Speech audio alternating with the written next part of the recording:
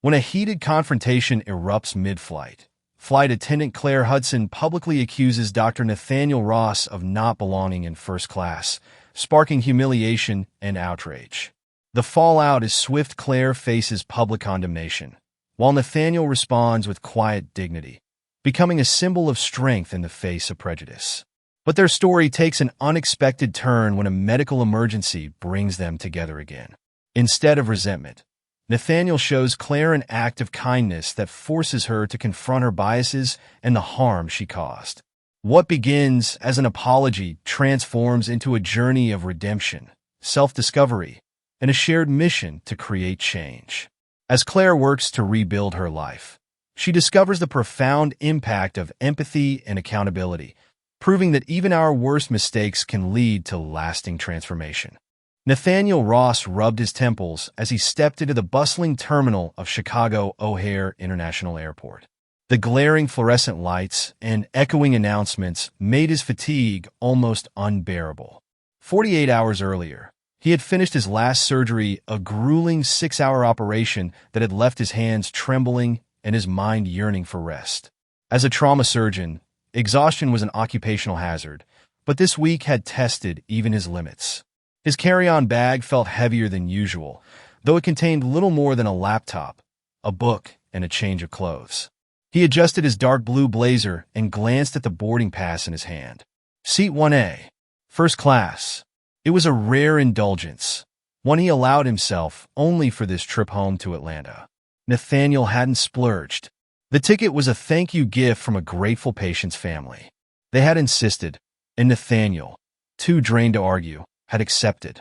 The first-class lounge was quiet, a stark contrast to the chaotic energy of the terminal. He settled into a leather armchair, his tall frame sinking into the cushion as he closed his eyes for a moment. When boarding was announced, Nathaniel waited until the last group to enter, hoping to avoid the crowded jet bridge. He stepped onto the plane, nodding politely to the flight attendants as he walked down the aisle. Claire Hudson stood at the front of the cabin, her blonde hair pulled tightly into a bun. She adjusted the cuffs of her crisp white uniform shirt and glanced at her watch. The flight was running on schedule, but her patience was already fraying. Her day had started poorly, a flat tire on the way to work, and her week had been worse. A scathing performance review from her supervisor, combined with mounting credit card debt, had left her feeling trapped and bitter. When Claire spotted Nathaniel approaching, her jaw tightened involuntarily. He looked confident and self-assured, and for reasons Claire couldn't quite articulate, his demeanor rubbed her the wrong way. He handed her his boarding pass with a polite smile. Seat 1A, he said simply. Claire glanced at the pass and then at him. Are you sure this is your seat? Nathaniel raised an eyebrow, but remained calm. Yes, it is. Her eyes flicked to his shoes, polished but scuffed at the edges, then to the stethoscope partially visible in his carry-on bag. Let me double-check, she said curtly, holding the pass longer than necessary. Passengers behind Nathaniel began to fidget. He noticed their impatience and stepped aside to let them pass.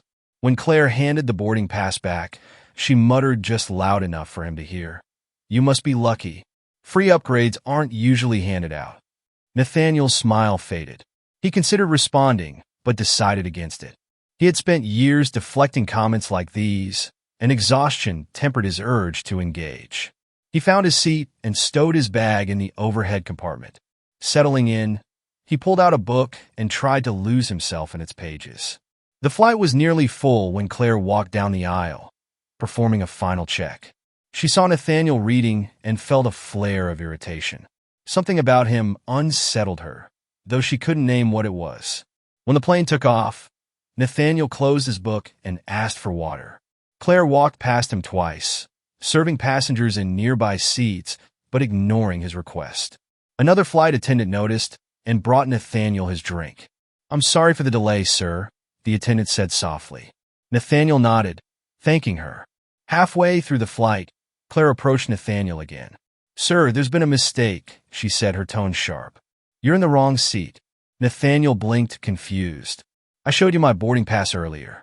This is my assigned seat. There's been a complaint, Claire continued, her voice rising slightly. I need you to step into coach until we sort this out. Passengers around them turned to watch. Nathaniel took a deep breath, his heart pounding.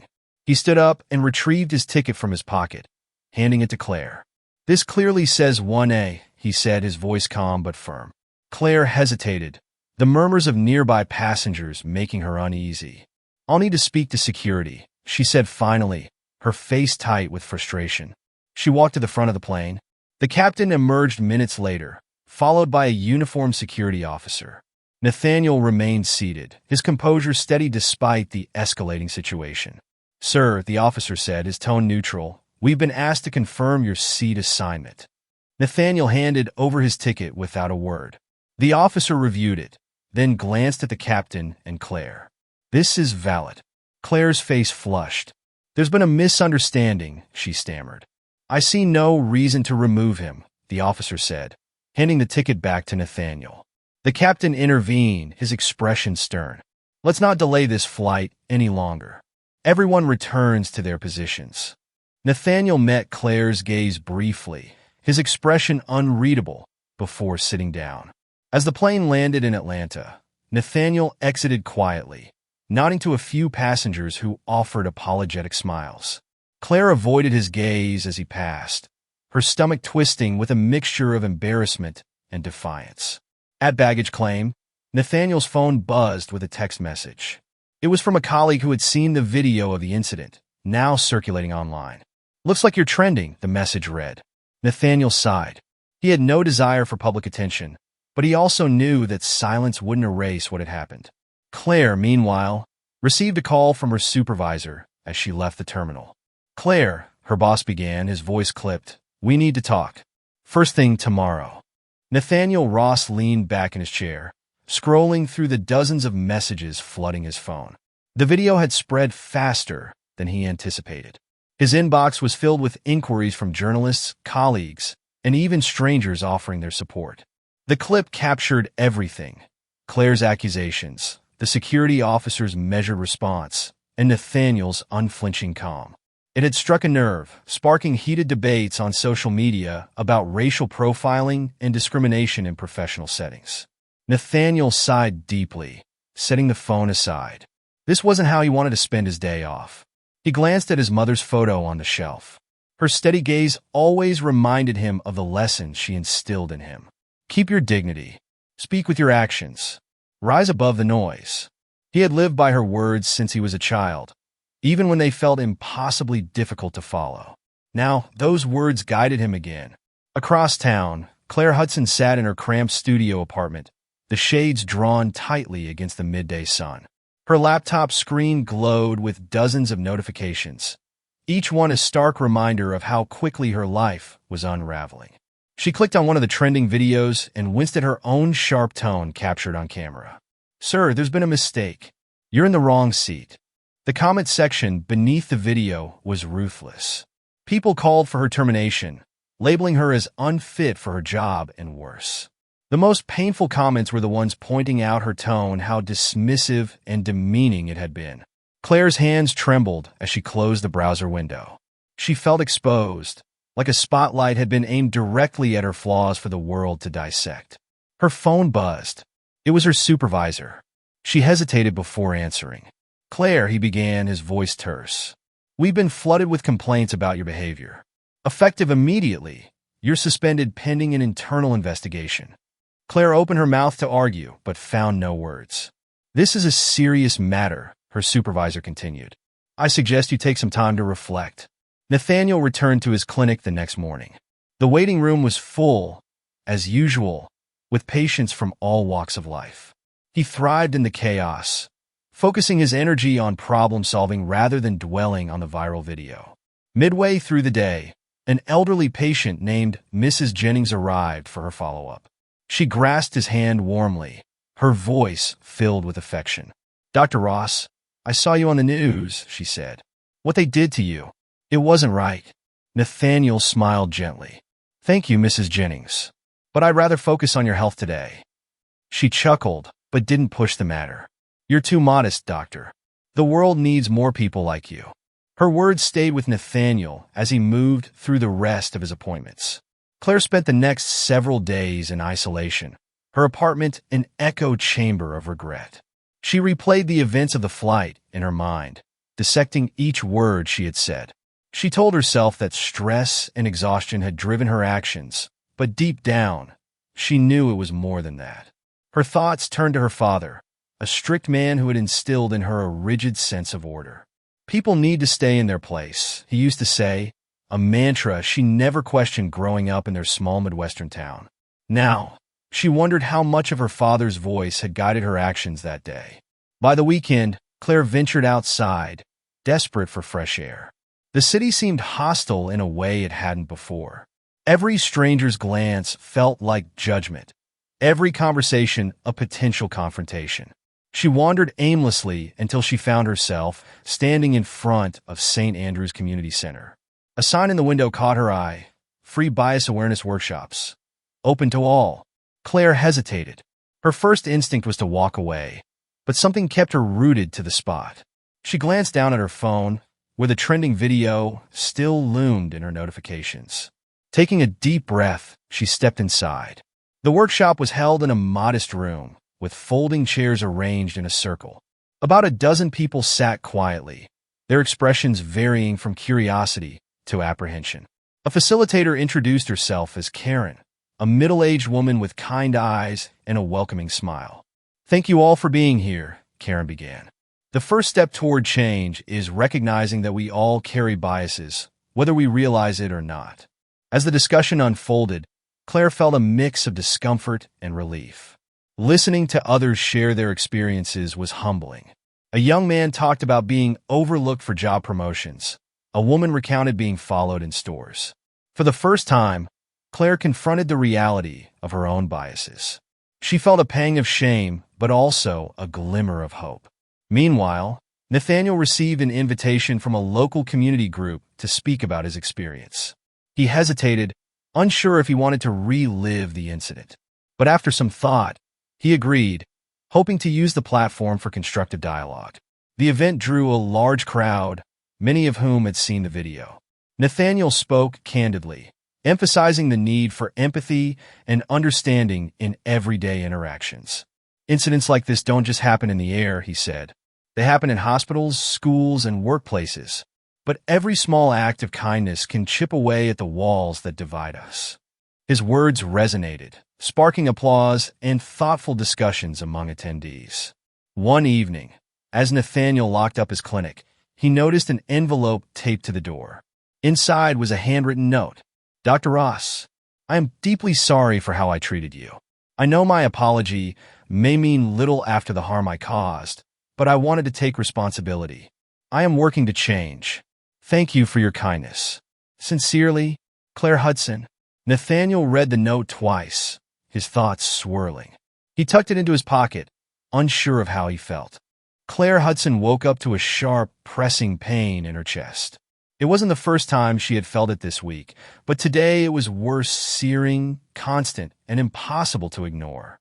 She sat up in bed, her breath shallow, sweat pooling at her temples. The stress of the past few days had taken its toll, and her body was finally rebelling. Maybe it's just anxiety, she thought, though deep down, she knew it was more. Minutes stretched into an hour as the pain intensified. When her vision blurred, and she felt herself growing faint, she grabbed her phone and dialed 911. Nathaniel Ross was in the middle of a late afternoon consult when his pager buzzed.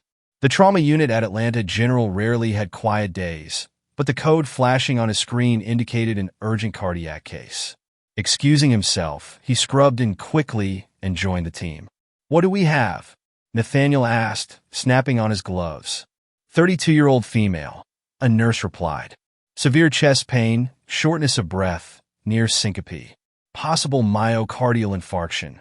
Nathaniel glanced at the gurney being wheeled in. The patient's pale face and trembling body registered immediately. He froze for a split second, recognizing her. Claire Hudson.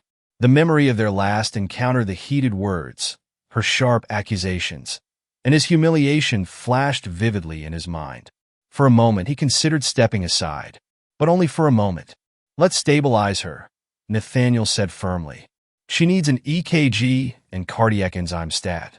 Claire could barely open her eyes as the doctors worked around her. Her chest felt like it was being crushed under a heavy weight. Panic bubbled inside her when she caught a glimpse of Nathaniel's face leaning over her. "No," she murmured weakly, her voice barely audible. "Not him." Nathaniel leaned closer, speaking gently but with authority. "Ms. Hudson, you're in cardiac distress. I'm your attending physician. Let us help you." Claire wanted to protest, but her body betrayed her. Her vision darkened as she slipped into unconsciousness. Hours later, Claire awoke in a hospital room, an four in her arm and a dull ache in her chest. Her surroundings were unfamiliar, sterile. The faint beeping of monitors reminded her that she wasn't dreaming. Then she saw him. Nathaniel was standing by the door, his white coat draped neatly over his tall frame. He was reviewing her chart, his expression unreadable. Claire's throat felt dry. She managed to croak out, "Why? Why are you here?" Nathaniel looked up, meeting her gaze without hesitation. "I'm your doctor," he said simply. "You're stable now. We'll need to monitor you for a day or two, but the initial signs indicate a mild heart attack." His tone was professional, devoid of resentment or emotion. Claire's stomach twisted. She felt exposed, vulnerable in a way she hadn't anticipated. "You didn't have to." "I did," Nathaniel interrupted gently. "It's my job." Claire wanted to respond, but the weight of her shame silenced her. She turned her face away, unable to meet his eyes. Nathaniel left the room shortly after, but her words lingered in his mind. "You didn't have to." He had treated countless patients with grace and impartiality, but this situation felt different. As much as he tried to compartmentalize, the memory of their first encounter continued to gnaw at him. In the break room, his colleague Dr. Laura Singh approached, handing him a cup of coffee. "You look like you've seen a ghost," Laura said, raising an eyebrow. "Something like that," Nathaniel replied, leaning against the counter. He hesitated, then added, "The patient in 306. We've crossed paths before." Laura sipped her coffee, waiting for him to elaborate. "She was the flight attendant," he said finally. "The one from the viral video." Laura's expression shifted to one of surprise. "Wow, that's a twist." Nathaniel nodded, staring into his cup. "So, what are you going to do?" Laura asked. "What I always do," he replied. "Treat the patient." Over the next 2 days, Claire remained under observation. Nathaniel visited her room sparingly, delegating most of the routine care to the nursing staff. Still, his presence lingered calm, steady, and professional. Claire, on the other hand, was struggling to process the situation. Late one evening, she stared at the ceiling of her room, her thoughts racing. Why was he so kind? Why didn't he refuse to treat me? She thought about how quick she had been to judge him on the plane, how her actions had humiliated him in front of a crowd. And now, here he was, saving her life without hesitation. Her memories shifted to her father again. His rigid worldview had shaped her own, and though she had never questioned it, she now felt its limitations closing in around her like a cage. For the first time in years, Claire began to wonder if she could be different. On the third morning, Nathaniel came to her room with discharge papers. He explained the importance of follow-up care, dietary changes, and stress management. Claire nodded silently, overwhelmed by the weight of her emotions. As he turned to leave, she finally spoke. "Dr. Ross," she said, her voice soft but steady. Nathaniel paused at the door, turning back to face her. "Thank you," she said, her eyes welling with tears. "For everything. And I'm sorry for what I did to you."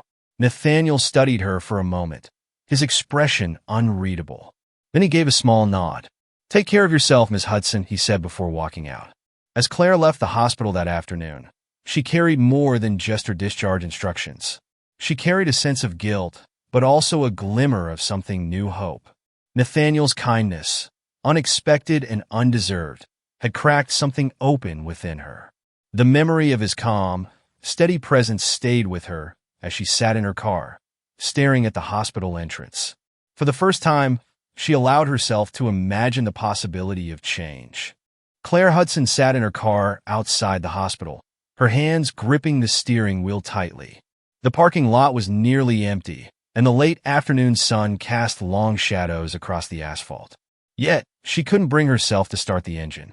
Her mind was crowded with thoughts of Nathaniel Ross. His calm professionalism and quiet grace gnawed at her conscience. She had expected anger or judgment from him, but instead, he had shown her kindness unwavering and undeserved. Why? She thought for the 100th time. Why didn't he just let someone else treat me? For years, Claire had moved through life without questioning the beliefs she'd inherited. Her father, a stern and opinionated man, had shaped her view of the world early. People need to know their place, he would often say, his voice dripping with certainty. You work hard, you follow the rules, and you don't let anyone take what's yours. Claire had absorbed his words like gospel, never stopping to examine them. She had carried that worldview into her work, her interactions, and even her relationships. But now, for the first time, those beliefs felt hollow. Nathaniel's quiet strength had shattered something inside her, leaving her questioning not only her actions but her very identity. Nathaniel Ross sat in his modest office at the clinic, staring at the note Claire had left for him. Her apology was handwritten, the letters slightly uneven, as if written in haste or anxiety. For most people, the note might have been enough. But Nathaniel had lived through too many similar experiences to brush it off easily. He thought back to his residency, when an attending physician had casually referred to him as the diversity hire during a meeting, or the time a patient's family had demanded a white doctor, despite Nathaniel's impeccable credentials. Each incident had left a small scar, shaping him into the man he was today. Nathaniel had learned to navigate these challenges with grace, but the weight of them never truly disappeared. He leaned back in his chair, the note still in his hand. While he accepted Claire's apology on principle, he couldn't shake the question, would she have changed if the tables weren't turned? Claire spent the next week in a haze of self-reflection. She attended her first session of the bias awareness workshop she had stumbled upon earlier, sitting silently in the circle of folding chairs as others shared their stories. One woman, a teacher named Rosa, spoke about a student who was often overlooked because of her accent. She's the smartest kid in my class, Rosa said, her voice cracking. But people assume she's slow just because she struggles with English. Another man, Alex, talked about being pulled over repeatedly by police while driving through his affluent neighborhood. I shouldn't have to prove I belong there, he said, shaking his head. Claire listened, her stomach nodding with every story. She had never been on the receiving end of such treatment, but she recognized herself in the actions of those who had inflicted it. When the session ended, Claire lingered, unsure if she had the courage to speak to anyone.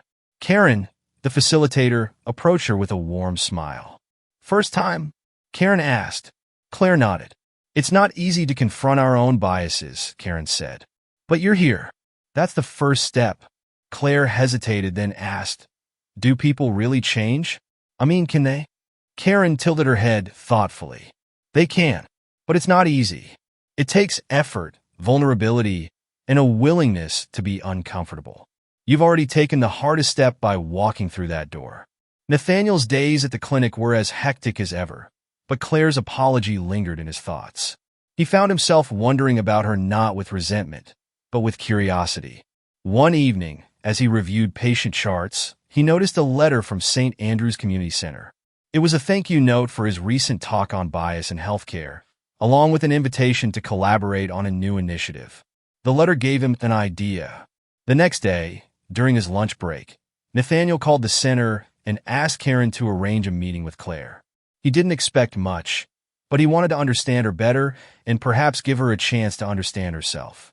When Claire received the invitation to meet Nathaniel, her first instinct was to decline. She felt unworthy of his time, and the thought of facing him in a private setting was almost unbearable. But something in her told her to go. They met at a small cafe near the hospital. Claire arrived early, her nerves on edge. She sipped her coffee slowly, rehearsing apologies in her head when Nathaniel walked in. He was dressed casually, his presence as composed as ever. He offered a polite smile as he took a seat across from her. Thank you for meeting me, Claire began, her voice trembling slightly. Nathaniel nodded. I wanted to hear your story, he said simply. What brought you to that moment on the plane? Claire blinked, surprised by his directness. She hesitated, then began to speak. She told him about her father, her upbringing in a small town, and the rigid worldview she had inherited. She confessed how stress and insecurity had driven her actions that day, though she admitted it was no excuse. Nathaniel listened quietly, his expression unreadable. When she finished, she asked softly, "Do you think I can change?" Nathaniel leaned forward, resting his hands on the table. "Change isn't easy," he said, "but it's possible. It starts with acknowledging the harm, which you've done. Now it's about what you do next." His words struck a chord in Claire. She realized that change wasn't about erasing the past, but about building a better future. That evening, Claire sat at her desk, staring at a blank piece of paper.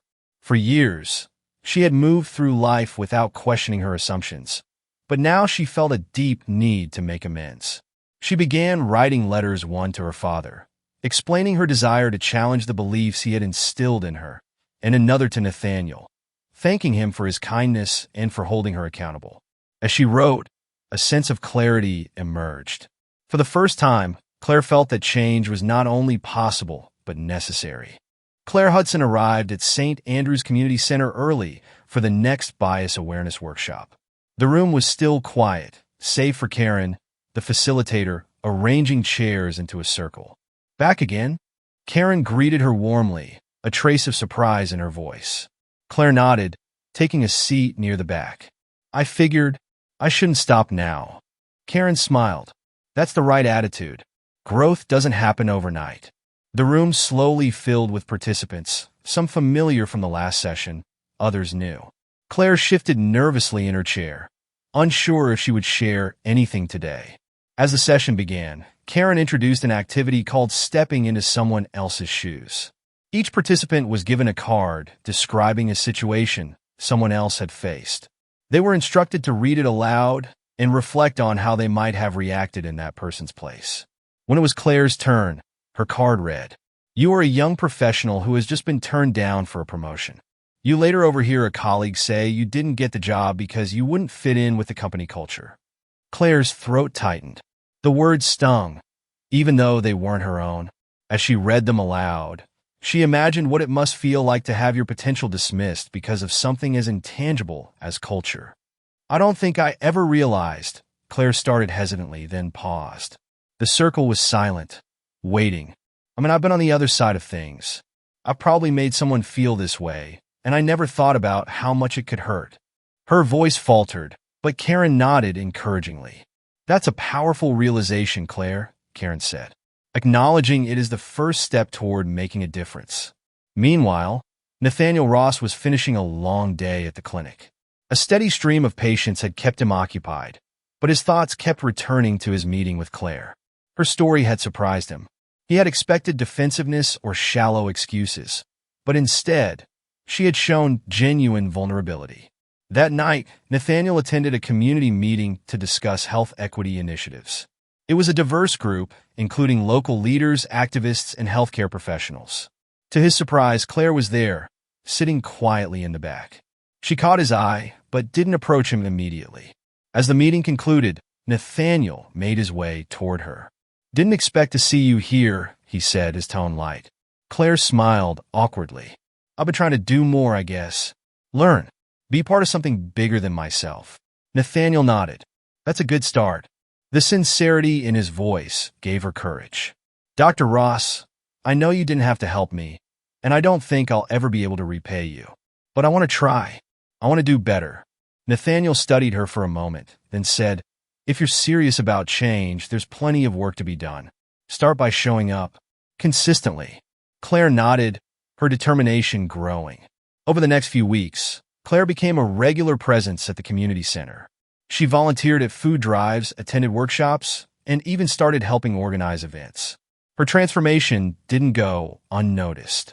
Karen often commented on Claire's newfound energy, and other volunteers began to warm to her. One afternoon, while setting up for a community health fair, Claire found herself working alongside Nathaniel. They were arranging tables for free blood pressure screenings and nutrition consultations when Claire hesitated. "Dr. Ross," she said, breaking the silence, "do you ever get tired of having to explain things to people like me?" Nathaniel paused, considering her question. "Honestly, yes," he admitted. "It's exhausting sometimes. but I remind myself why I do it. If one conversation can spark change, it's worth the effort. Claire absorbed his words, feeling both humbled and inspired. The health fair was a success, drawing a large crowd from the neighborhood. Claire watched as Nathaniel moved effortlessly between stations, answering questions and offering advice. At one point, she saw him kneel to speak with a young boy who was nervously clutching his mother's hand. Nathaniel smiled warmly, his tone gentle as he explained the importance of healthy eating. The boy's face lit up with understanding. Claire felt a lump rise in her throat. Watching Nathaniel interact with the community, she saw the depth of his commitment. It wasn't just a job for him, it was a calling. That evening, Claire sat at her desk, reflecting on everything she had experienced over the past few weeks. Her initial shame and guilt had given way to a sense of purpose, though the road ahead still felt daunting. She decided to write another letter, this time to herself. Dear Claire, you've made mistakes, big ones, but you've also started to change. Don't stop now. Keep showing up, keep learning, and keep listening. You owe it to yourself and to everyone you've hurt to do better. She folded the letter and placed it in her journal, a small reminder of how far she had come and how much further she had to go. Nathaniel, too, reflected on the changes he had witnessed in Claire. Though he had initially doubted her sincerity, her consistent effort was beginning to convince him. During a quiet moment at the clinic, he thought about his late mother, whose wisdom had guided him through so many challenges. She always said people could change, he murmured to himself, if they really wanted to. With that thought, he decided to invite Claire to join a panel discussion on workplace equity he was organizing. It would be a test, both of her resolve and her willingness to confront the past head-on. The day of the workplace equity panel arrived with a mix of anticipation and unease for Claire Hudson. She sat in a back room of the community center, smoothing her navy blue blazer with nervous hands. Nathaniel had invited her to speak, giving her an opportunity she wasn't sure she deserved. It's your story, Claire, he had said. If you're serious about change, sharing it might help others see their own blind spots. Now, as her turn to speak approached, she wondered if she had made a mistake. The room beyond the door buzzed with conversation.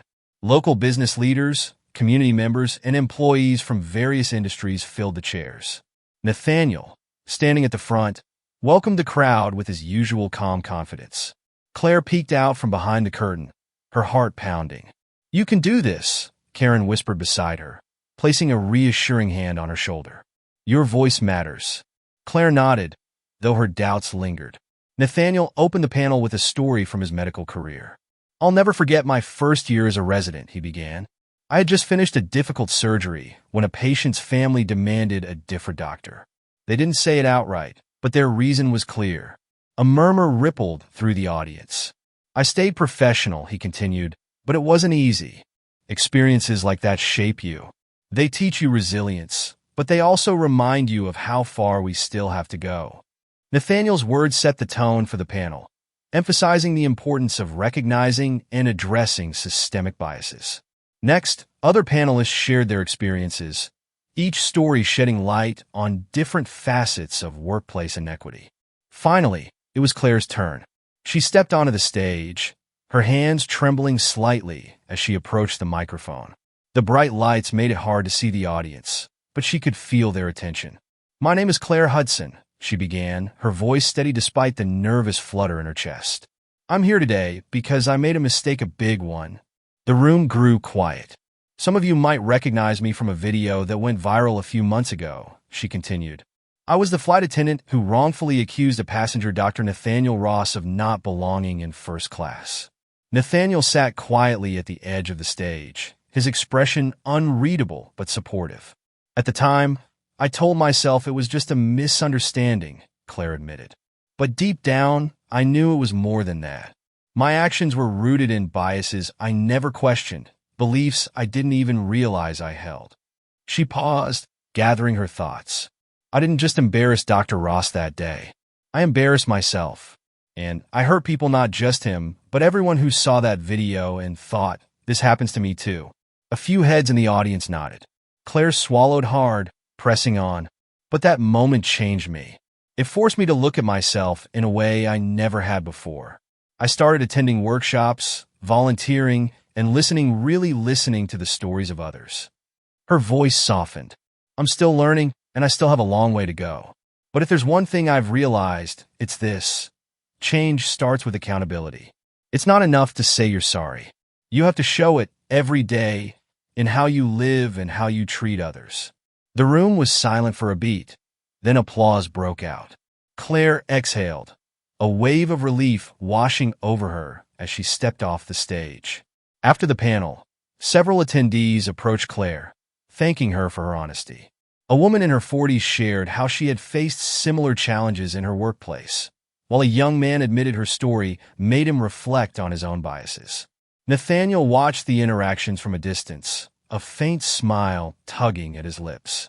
Claire's growth was evident, and her willingness to speak openly was proof of her commitment to change. "Good job up there," Nathaniel said when he finally approached her. Claire smiled, still flushed from the experience. "Thank you for giving me the chance. I don't think I would have had the courage without your support." "It wasn't just me," Nathaniel replied. "You did the work, and you're still doing it." In the weeks that followed, Claire threw herself even more fully into community work. She began organizing workshops for her former airline colleagues, focusing on implicit bias and creating inclusive spaces. The first few sessions were challenging. Some attendees were defensive, while others dismissed her efforts as performative. But Claire persevered, drawing from her own journey to connect with others. "I know what it feels like to resist change," she told one group. "I've been there, but I also know how freeing it is to let go of old assumptions and embrace growth." Slowly, her sincerity won people over. Meanwhile, Nathaniel continued his work at the clinic, but the memory of the panel lingered. He saw echoes of Claire's transformation in his patients' and colleagues' moments where empathy replaced judgment, where understanding bridged divides.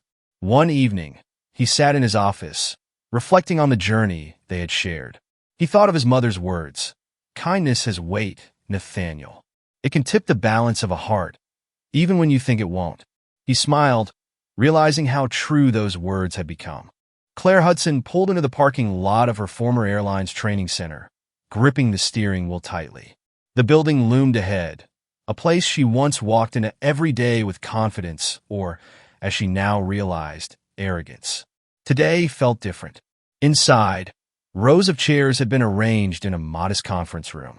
A projector displayed the title of the workshop on a screen at the front, "Bias in the Skies, Building an Inclusive Workplace." Claire glanced at the clock on the wall. 15 minutes until it began.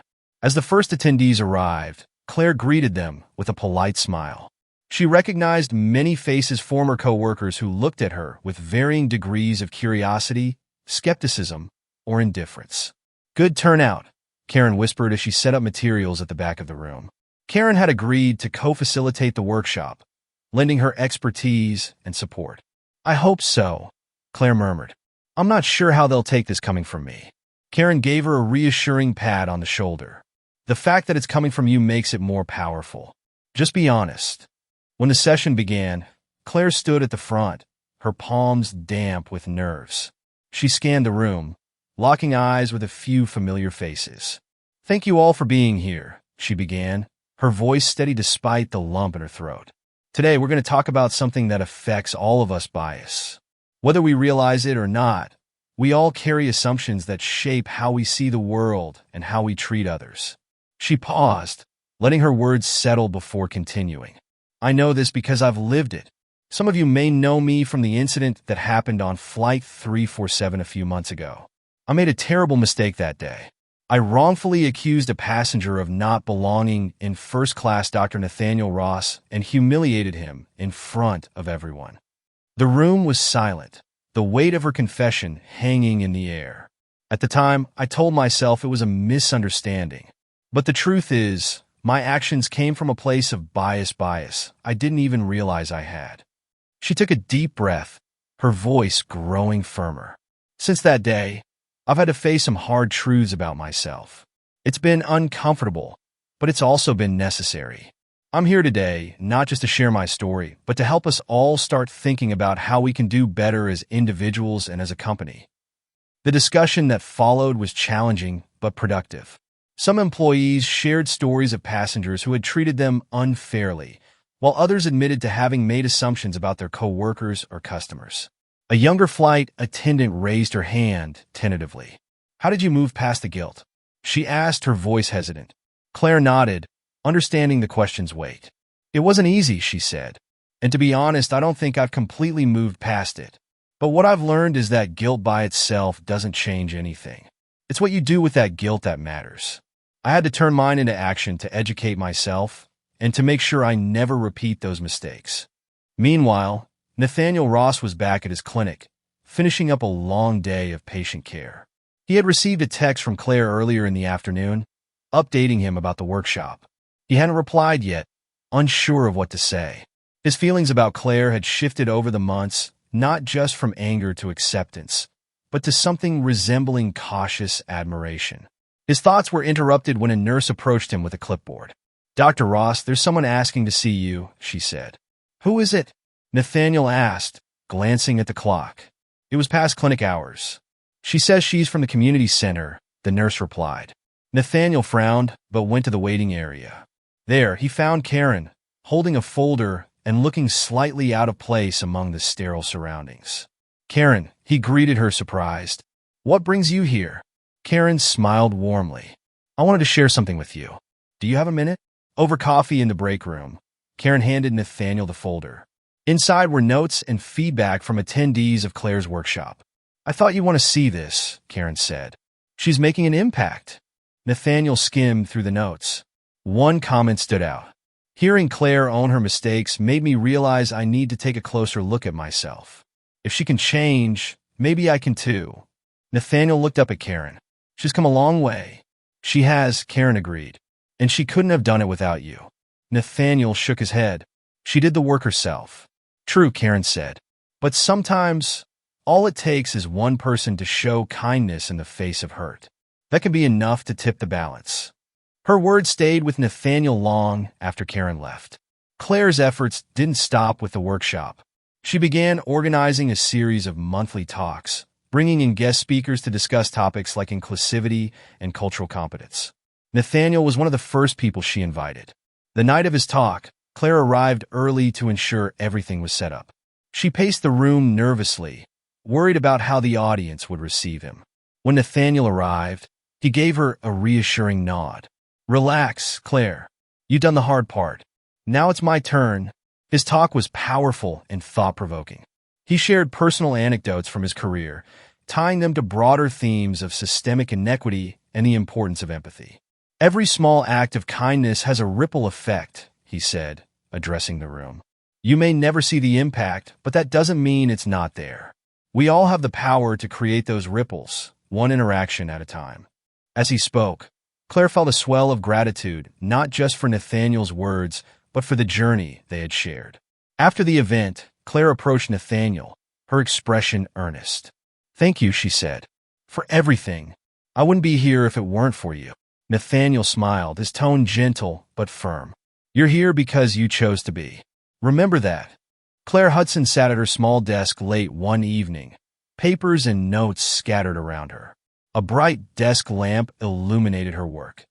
Plans for the next series of workshops, emails to potential guest speakers, and a draft of a proposal for new training initiatives at the airline.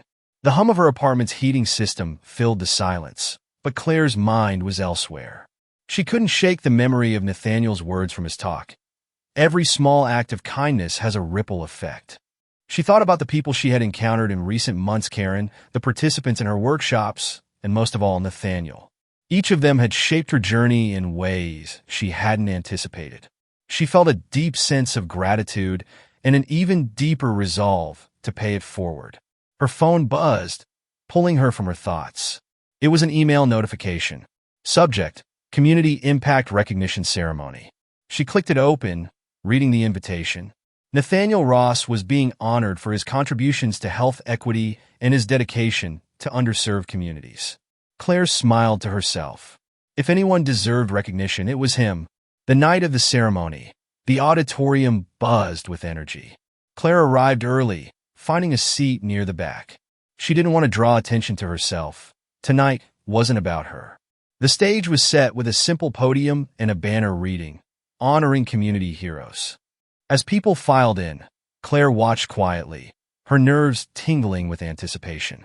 Nathaniel entered the room with his characteristic calm, shaking hands and offering polite smiles to those who approached him. He hadn't seen Claire yet, and she wasn't sure she wanted him to. The ceremony began with speeches from local leaders, each one praising the importance of individuals who dedicated their lives to serving others. When Nathaniel's name was called, the audience erupted into applause. He approached the stage with quiet confidence, his expression warm but composed. As Nathaniel spoke, Claire felt a lump rise in her throat. "I'm deeply honored to receive this recognition," he began. "But the truth is, no one achieves anything meaningful alone. I've been fortunate to work alongside incredible colleagues, community members, and leaders who share the same vision for equity and compassion." His gaze swept the room, pausing briefly in Claire's direction. "This work isn't about accolades," he continued. "It's about the unseen heroes, the teachers, volunteers, advocates, and caregivers who show up every day, often without recognition. Their small acts of kindness create ripples that transform lives." Claire's chest tightened as his words echoed in her mind. Unseen heroes. After the ceremony, Claire lingered near the exit, unsure if she should approach Nathaniel. She had come to support him, not to take up space on his night. But before she could slip away, Nathaniel spotted her. "Claire," he said, his voice warm. "You came." She smiled awkwardly, adjusting the strap of her bag. "Of course. You deserve to be celebrated." Nathaniel's expression softened. "Thank you. But tonight isn't just about me. It's about all of us doing the work, yourself included." Claire shook her head. "I'm just trying to make up for my mistakes." "You're doing more than that," Nathaniel said firmly. "You're helping others see the world differently. That matters." Claire's eyes welled up, but she blinked back the tears. "I wouldn't have started if it weren't for you." Nathaniel smiled faintly. "We all inspire each other. That's how change happens." Over the next few weeks, Claire found herself reflecting on Nathaniel's words. Inspired by his humility, she redoubled her efforts at the community center and within her former airline. She began working with Karen to develop a mentorship program for flight attendants, pairing senior staff with newer employees to foster understanding and support. The program emphasized listening, patience, and learning from one another's experiences. Claire also started attending Nathaniel's community health events more frequently, helping with logistics and connecting attendees to resources. Each event reinforced her sense of purpose and her belief in the power of collective action. One chilly Saturday morning, Claire found herself volunteering at a free health clinic Nathaniel had helped organize. Her task was simple: greet patients as they arrived and guide them to the appropriate station. A young mother with 2 small children approached her nervously. "Excuse me," the woman said, her voice hesitant. "I don't speak much English. Is this the right place for the checkup?" Claire smiled warmly. "Yes, you're in the right place. Let me walk you over." As she guided the family to the pediatric station, Claire felt a swell of pride. The old version of herself might have dismissed this woman without a second thought, too caught up in her own biases to offer genuine help. Now, every interaction felt like an opportunity to connect, to learn, and to grow. Nathaniel watched from across the room as Claire navigated her role effortlessly. She greeted each patient with kindness and handled challenges with grace. When the event wound down, Nathaniel approached her, a faint smile on his face. "You're a natural at this," he said. Claire laughed softly. "Coming from you, that means a lot." Nathaniel's expression grew thoughtful. "It's incredible to see how far you've come. You're not just making amends anymore, Claire. You're building something meaningful." Her cheeks flushed at the compliment. "I still have a lot to learn," she said. "Learning never stops," Nathaniel replied. "That's the point." As Claire drove home that evening, she thought about the twists and turns her life had taken since that fateful flight. The shame and regret she once carried had transformed into a sense of purpose, fueled by the kindness of those who believed in her ability to change. For the first time in years, She felt hopeful not just for herself, but for the impact she might have on others. The airport training center buzzed with energy as dozens of employees filed into the main conference room. For weeks, Claire Hudson and Karen had worked tirelessly to organize the airline's first-ever Equity and Empathy in Aviation Summit. Today it was finally happening. The room was filled with flight attendants, ground crew, and airline executives. A banner at the front read, "Together we rise, building inclusive skies." Claire stood off to the side, nervously clutching her notes. "You ready?" Karen asked, placing a reassuring hand on her shoulder. Claire nodded, her heart pounding. "As ready as I'll ever be." Karen smiled. "You've got this. Remember, you're not just talking about change, you're living it." The opening speaker, a veteran pilot, shared stories of how teamwork and mutual respect had saved lives during emergencies. His speech set a hopeful tone, and the audience responded with warm applause. Then it was Claire's turn. She stepped to the podium, feeling the weight of the moment. She glanced at the sea of faces, some familiar and others not, and took a deep breath. "My name is Claire Hudson," she began, her voice steady, "and I'm here because I believe we can do better." She paused, letting the words sink in before continuing. "Some of you may know my story. A year ago, I made a mistake, one that revealed my own biases and caused harm to a passenger, Dr. Nathaniel Ross. That moment forced me to confront parts of myself I hadn't acknowledged. It was uncomfortable, but it was also necessary." The room was silent, all eyes fixed on her. Since then, I've committed to change not just for myself, but for everyone who's ever felt judged, dismissed, or excluded. Today, we're here to talk about how we can create a workplace and a world that values empathy, respect, and inclusion. She spoke with conviction, weaving her personal journey into broader themes of accountability and growth. She emphasized the importance of listening, building bridges, and taking responsibility for the impact of one's actions. When she finished, the audience erupted into applause. Claire stepped down, her heart racing, as Karen gave her an approving nod. Later that afternoon, the summit featured breakout sessions where attendees discussed strategies for fostering inclusivity within the airline. Claire joined one group, listening intently as employees shared their experiences. A junior flight attendant, Michelle, raised her hand hesitantly. "I felt overlooked on flights where the senior attendants dominate everything," she said. "Sometimes I feel invisible." Claire nodded, remembering how she once dismissed newer colleagues without a second thought. "Thank you for sharing that, Michelle," she said. "Your voice matters, and part of creating an inclusive culture is ensuring everyone feels heard. What changes do you think would help?" Michelle hesitated, then suggested mentorship programs and more structured teamwork protocols. The group began brainstorming solutions, the energy in the room shifting from frustration to collaboration. Meanwhile, Nathaniel Ross arrived at the summit for his role as the closing speaker. He had spent the day at his clinic but made time to attend, knowing how much this event meant to Claire. When he walked into the main conference room, Claire was finishing a conversation with a group of executives. She spotted him and waved, her face lighting up with relief. "You made it," she said, walking over. "Wouldn't miss it," Nathaniel replied. She glanced nervously at the clock. "It's almost time for your speech. Do you need anything?" Nathaniel shook his head. "Just keep doing what you're doing. You've already set the tone." Nathaniel's speech was powerful, blending personal stories with actionable insights. He spoke about the importance of cultural competence in all professions, particularly those that serve diverse communities. "Inclusion isn't a box to check," he said. "It's a practice, a commitment to showing up every day with empathy and an open mind. It's about recognizing the humanity in everyone you meet." He ended with a challenge to the audience. What kind of legacy do you want to leave behind? How will your actions shape the lives of others? Because the change we seek doesn't start with policies or programs, it starts with us. The room erupted in a standing ovation. Claire, standing at the back, wiped away a tear as pride swelled in her chest.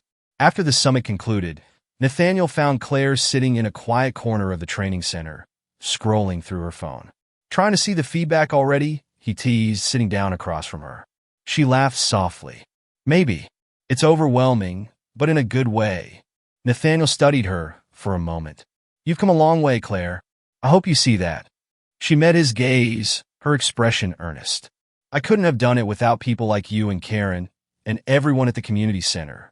You gave yourself the chance to grow, Nathaniel said. That's what matters. Claire hesitated, then asked, do you ever feel like it's enough? Like you've done all you can? Nathaniel smiled faintly. Sometimes, but the work is never really done. We just keep going one step at a time. In the weeks following the summit, Claire noticed a shift within the airline.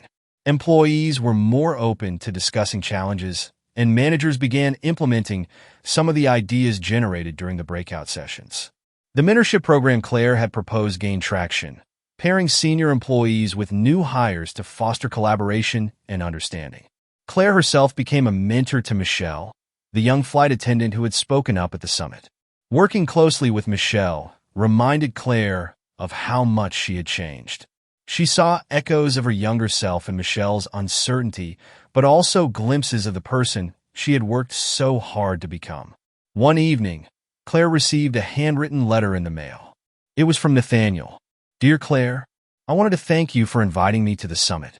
Seeing the impact of your work reminded me why I do what I do.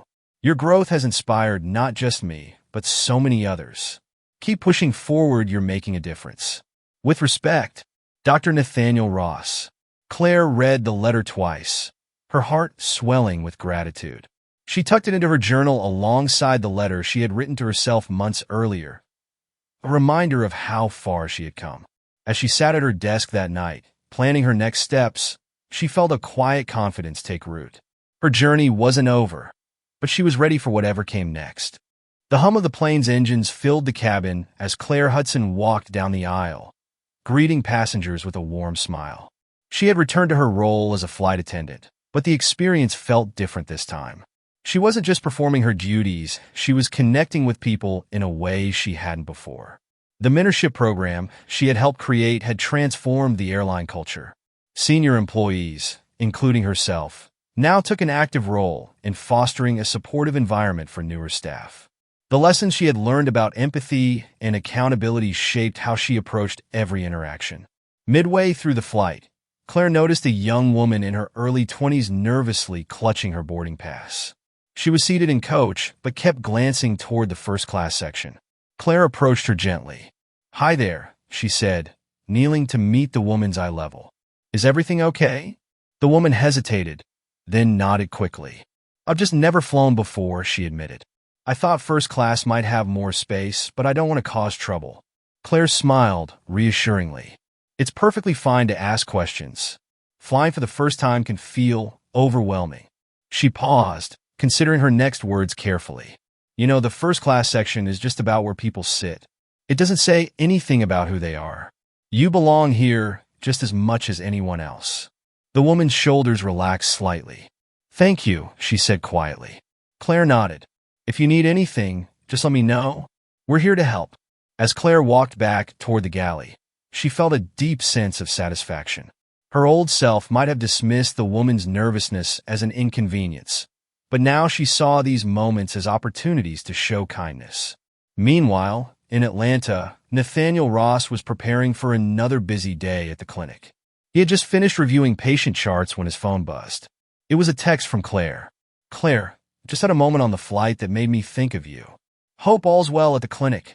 Nathaniel smiled, his mind briefly drifting to the journey they had shared. He typed a quick response. Nathaniel, glad to hear it.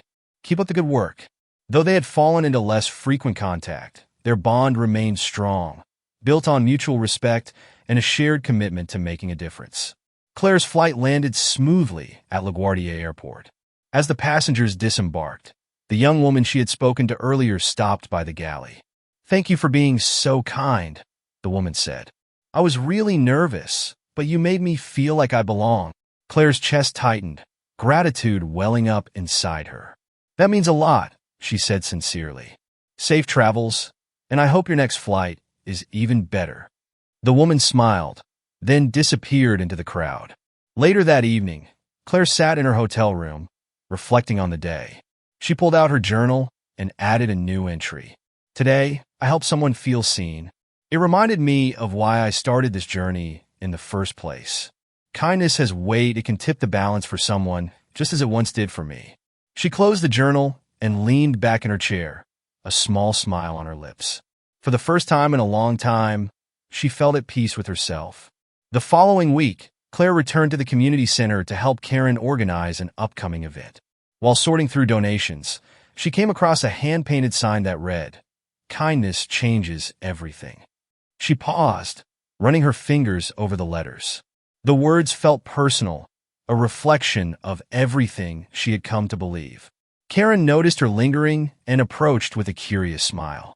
"Thinking of taking that home?" Claire laughed softly. "Maybe. It feels fitting." Karen nodded. "You've earned it.